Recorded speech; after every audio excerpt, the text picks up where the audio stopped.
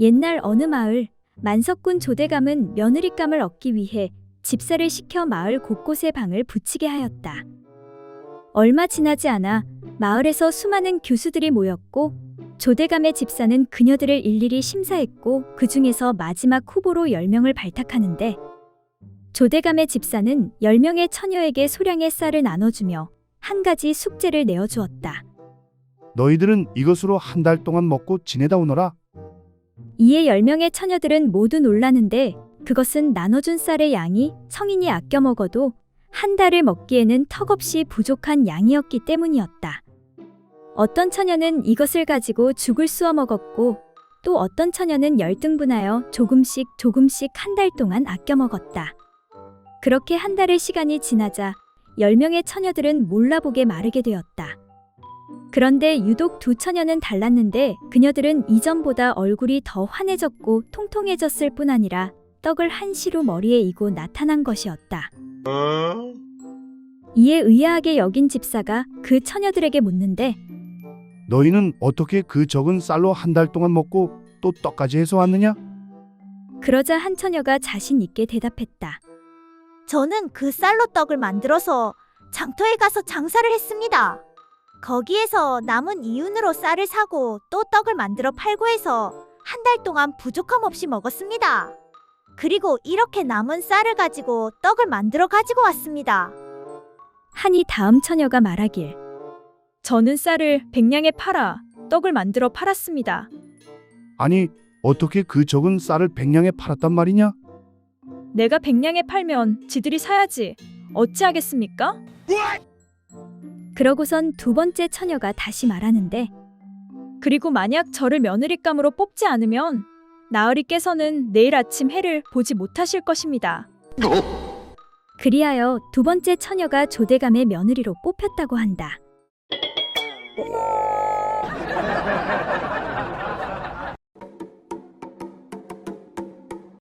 (70이) 넘은 어느 돈 많은 대감마님이 10수년을 혼자 지내다가 이제가 20을 넘긴 여자에게 새 장가를 가게 되었다. 대감은 몇 달간이나 밤이면 밤마다 힘이 닿는 대로 노력하였지만 아무런 소식이 없었다. 아니 이렇게 밤마다 노력하는데 왜 아무런 소식이 없을꼬?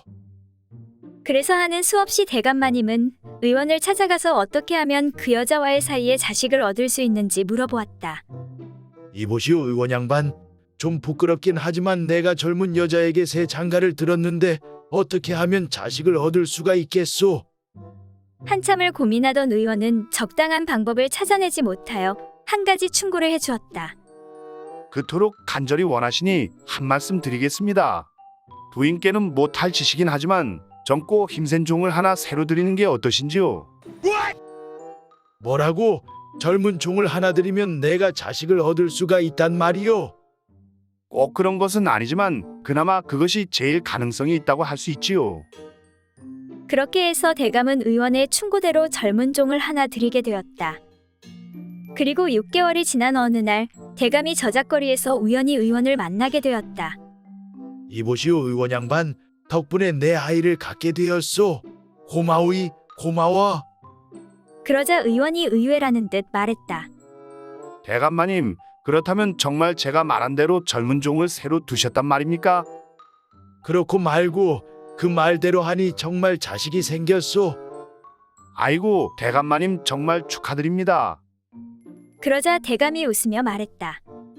지금 그 종이 임신한 지가 6개월이 되었소.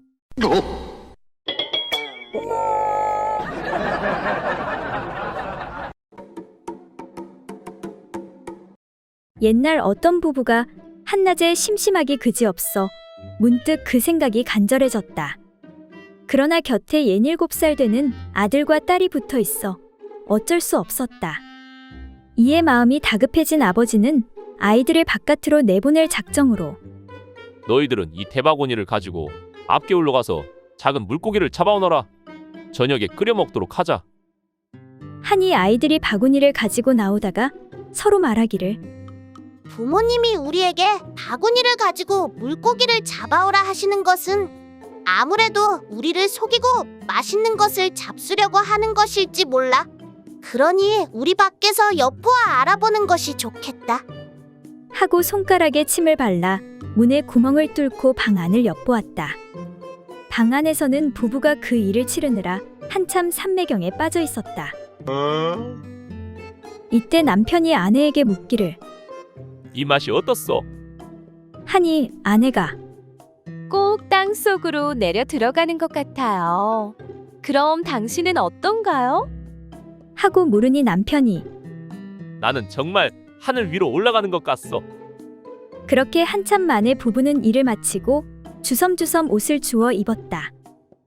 그때 마침 아이들이 바구니를 들고 들어오는 것이었다. 그런데 바구니에 물고기는 없고 참새 한 마리와 지렁이 한 마리가 들어있었다.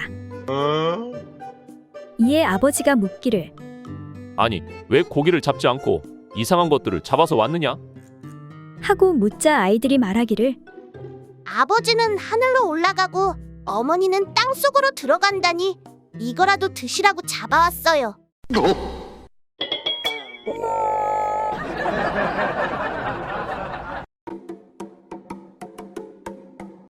옛날 어느 마을에 달자라는 한 과부가 살고 있었다. 그러던 어느 비 오는 날 달자는 산나물을 캐다 그만 번개를 맞았는데 그 후 달자에게는 신통한 능력이 생기게 되었다. 어느 날 달자가 개울가에서 빨래를 하고 있는데 한 여인이 다가왔다. 이복의 달자, 오랜만이네. 네, 성님도 오랜만입니다. 잘 지내셨는지요? 잘 지냈고 말고 그나저나 부탁이 있어 왔네. 네, 말씀하세요. 우리 늦둥이가 너무 빨리 자라. 옷이 작아 못 입겠으니 이거 좀 빨아주겠나? 그럼요, 성님. 잠시만 기다리세요. 그렇게 달자는 빨래를 하는데 잠시 후 옷이 늘어나더니 커지는 게 아닌가? 정말 신기하구만 그려. 어떻게 자네 손을 거치면 작았던 것이 이리 커지는지. 그러게요. 저도 이게 무슨 일인지 모르겠네요. 번개를 맞은 뒤로 그러는데 원인을 모르겠어요. 그래, 아무튼 고마워. 이따가 우리 집으로 와. 감자랑 고구마 좀 줄 테니까. 네, 성님. 알겠어요.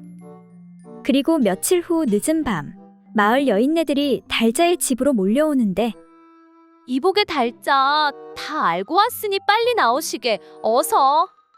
아니, 그게 정말 사실이야? 사실이라니까. 아무리 그래도 그게 말이 돼. 자네는 소문도 못 들었는가? 이 여편네가 아니면 이럴 수가 없지. 정말 신기하네 그려. 그러니까 자네 서방 물건이 원래 대추였는데 고구마가 됐다 이거지. 빨래를 빨면 커진다는 건 듣긴 했는데 다른 물건도 된단 말이지. 그때 옆에 있던 다른 여인이 소리쳤다. 이복의 달자, 내 섭섭지 않게 보답할 테니 우리 영감도 제발 한번 만나주시게.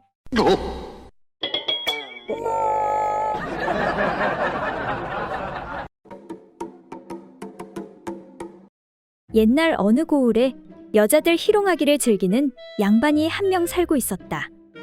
그는 한양 바닥을 휘젓고 다니는 한량이었는데 이번에 사천 고을 원님으로 관직을 부여받아 한껏 부푼 마음으로 사천으로 가는 길에 올랐다. 거들먹거리며 길을 가던 원님은 중간에 강을 만나서 배를 타고 강을 건너게 되었다. 마침 저기 뱃사공이 있구먼. 그런데 흥미롭게도 뱃사공이 젊은 처녀가 아닌가?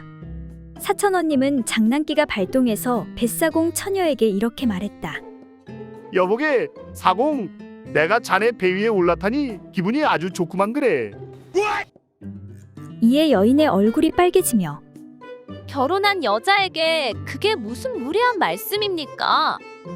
사천원님은 개의치 않고 실실 웃으며 한마디 더했다. 그렇소. 그럼 미안하오. 그러면 남편의 성은 무엇인고?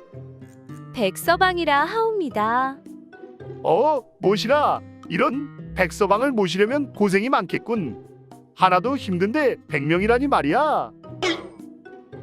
그러자 화가 난 여인이 되물었다.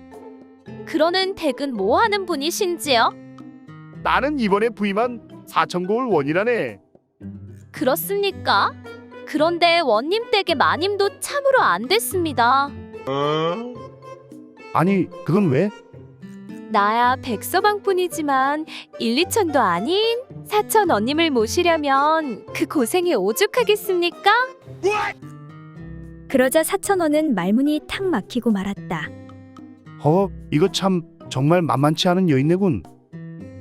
마침 배가 건너편에 이르러 사천원이 배에서 내리자 여인이 소리쳤다. 잘 가거라, 시끄러운 아들아. 아니, 아들이라니 그게 무슨 소리요? 내 배에서 나갔으니 내 아들이 아니겠소? 사천원은 다시 말문이 꽉 막힌 채 혀를 내두르며 이야, 이거 시골 여인네가 보통이 아니구나. 이에 사천원이 웃으며 여인에게 말했다. 그렇다면 어머니, 부탁이 하나 있습니다. 그래, 말해보거라. 어머니, 아들인데 뱃삭슨 다시 돌려주십시오.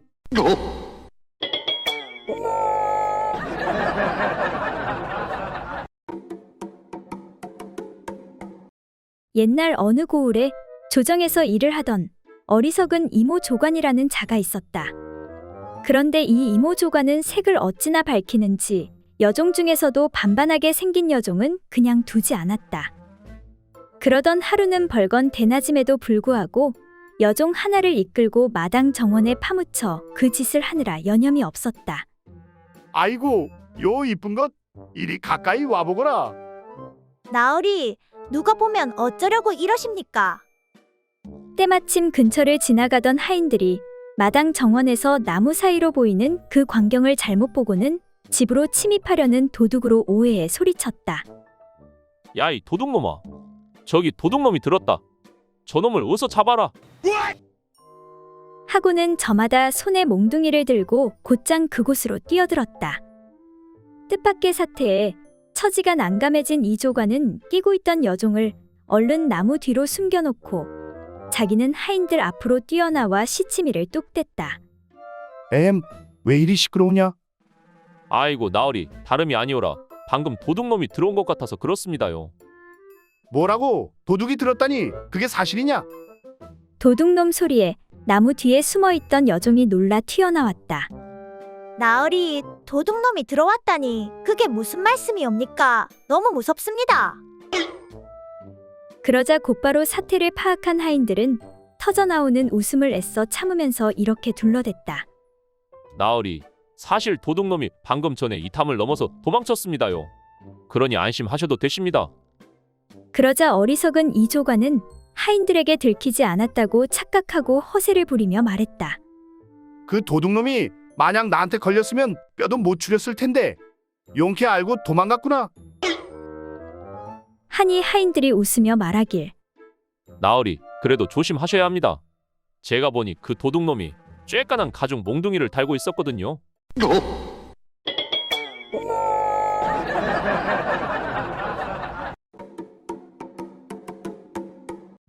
옛날 어느 고을에 홍시성을 가진 가난했지만 청렴하기로 알려진 한 선비가 살고 있었다. 그러던 어느 날 선비의 집에 도둑이 들게 되었다. 이놈의 집은 훔쳐갈 것이 하나도 없구나. 도둑은 집안에 워낙 훔쳐갈 것이 없다 보니 솥단지라도 떼어가겠다는 마음으로 부엌으로 들어갔다. 그 시각 도둑이 들었음을 알게 된 부인은 도둑이 솥단지를 떼어가려 한다고 남편에게 알렸다. 여보, 아무래도 도둑이 든 것 같아요. 어떻게든 해봐야 되는 거 아니에요? 그러자 선비가 태연하게 말했다. 우리보다 힘든 사람이라 솥단지라도 떼어가려는 것이니 그냥 가져가도록 놔두시오. 그런데 도둑이 솥뚜껑을 열어보니 밥을 해먹은 흔적이 없었다. 아니, 도둑놈이 나보다도 가난한 사람이 있다니. 도둑은 안타까운 마음에 도리어 솥단지 속에 엽전 7냥을 넣어두고 나오게 되었다.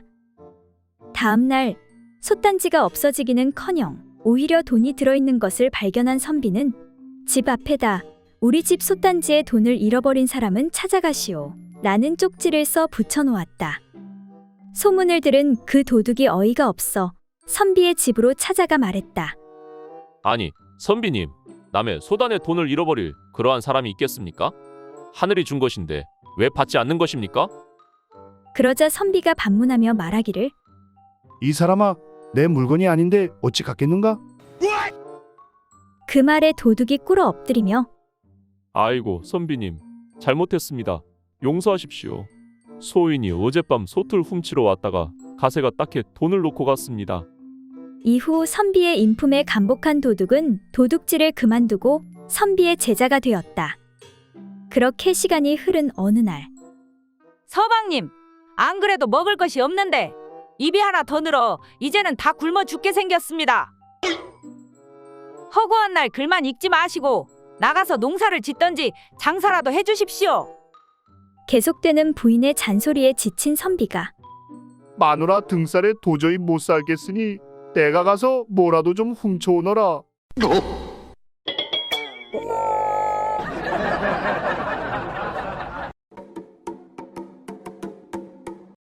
먼 곳에 있는 애인을 찾아 길을 떠난 어느 청년과 일찍이 남편을 잃고 청산과부가 된 어떤 여인이 우연히 만나 길동무가 되었다.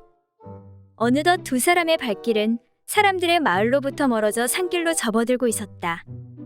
막 산허리를 돌았을 즈음에 문득 과부가 말을 걸어왔다. 이봐요, 총각. 이렇게 인적도 없는 산 속에서 만약 총각의 엉뚱한 마음이라도 먹는다면 그땐 난 어떡하지? 청년이 진심 어린 표정으로 말했다. 안심하세요, 아주머니. 전 그런 사람이 아니니까요. 과부가 고개를 흔들었다. 하지만 여긴 우리 두 사람뿐이잖아. 게다가 사방으로 잔디가 푹신한 요처럼 깔려있고 이러니 총각의 말을 어떻게 고지고대로 믿겠어. 글쎄, 걱정 붙들어 매시라니까요. 저한테는 이미 사랑하는 여인이 있습니다. 그리고 전 지금 그녀를 만나러 가는 길이고요. 그렇긴 해도 남자가 잠시 자기 애인을 잊을 수도 있는 일. 사내란 것이 원래 애정 없는 동물적인 본능만으로도 여자를 취하는 것 아닌가? 아무리 그렇다 손 치더라도 전 나 있지. 그런 생각을 하니 지금 막 가슴이 떨려오고. 참나, 아주머니도 걱정도 팔자십니다.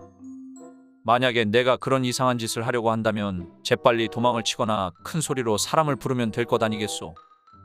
청년은 이제 슬슬 화가 치밀어 오르고 있었다. 하지만 과부는 거기서 멈추지 않았다. 소리를 지른다고 누가 쫓아오겠어? 이런 산중에. 게다가 난 아녀자의 몸이라 도망친다고 해도 금방 붙잡힐 테고. 총각은 날 풀숲에 쓰러뜨릴 것이고 저항을 한다고 해도 난 도저히 당할 수가 없을 거야. 그러면 총각은 고운 무지막지하게 내 속옷을 벗겨낼 테고. 아이, 대체 이 일을 어쩌면 좋지? 게다가 그런 와중에 원치 않는 임신까지 하게 된다면 난 정말. 청년은 더 이상 듣고 있을 수가 없었다. 그래서 화가 치민 나머지 이렇게 소리치고 말았다. 어떻게 하긴 어떻게 해요. 애 낳아서 혼자 잘 키우면 되는 거지.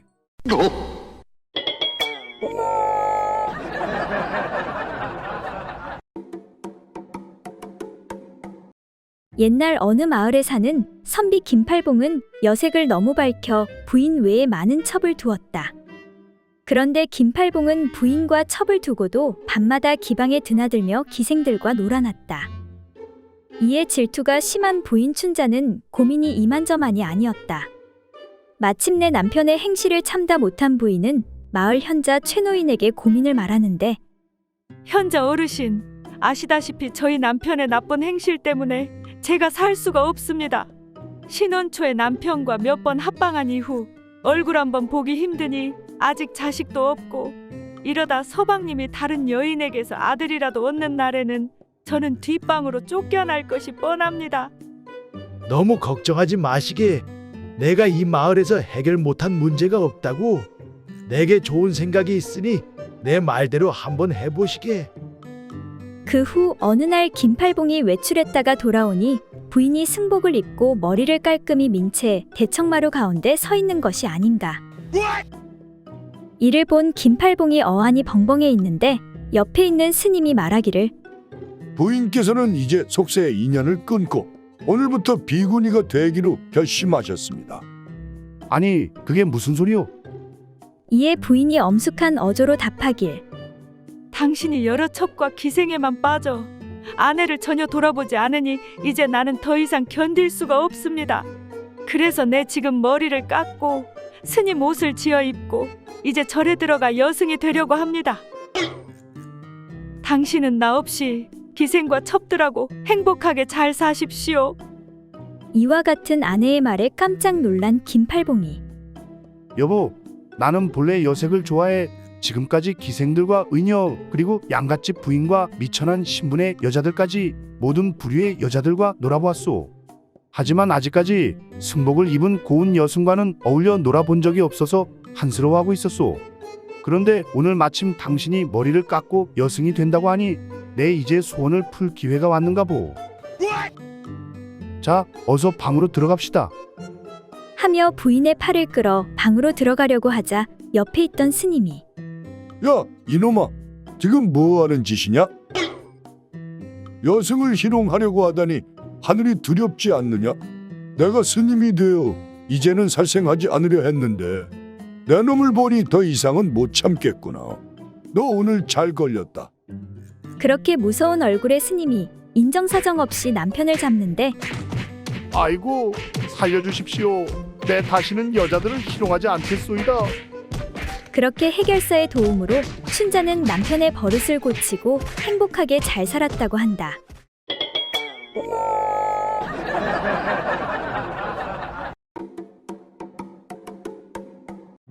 옛날 어느 마을에 사는 한 노부부가 어리석은 바보사위를 얻어 함께 살고 있었다.